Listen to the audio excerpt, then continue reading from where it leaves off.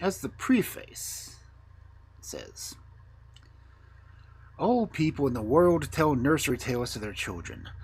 The Japanese tell them, the Chinese, the Indians by their campfires, the Eskimos in their dark winter huts, the Kafirs of South Africa tell them, and the modern Greeks, just as the old Egyptians did when Moses had not been many years rescued from the bulrushes.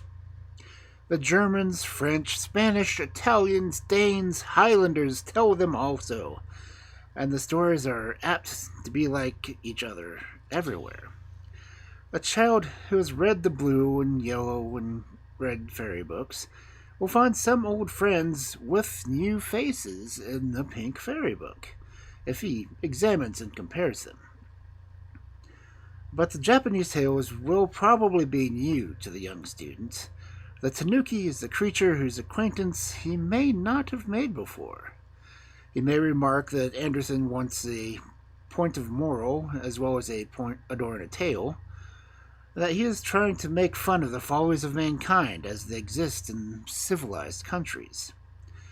The Danish story of the princess in the chest need not be read to a very nervous child, as it borders rather on a ghost story.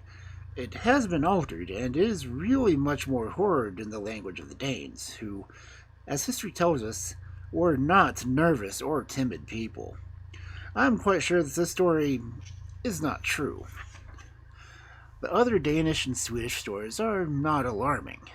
They are translated by Mr. W. A. Craigie.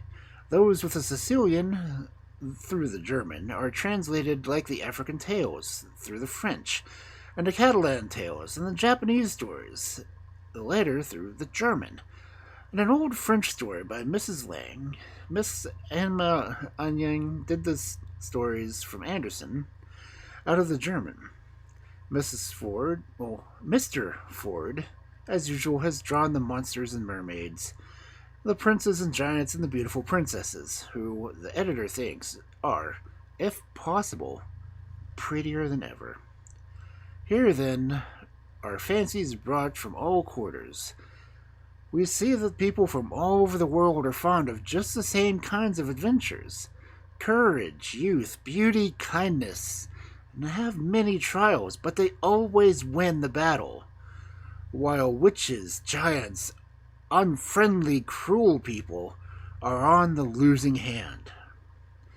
So it ought to be, and so, on the whole, it is and will be. And that is all the moral of fairy tales.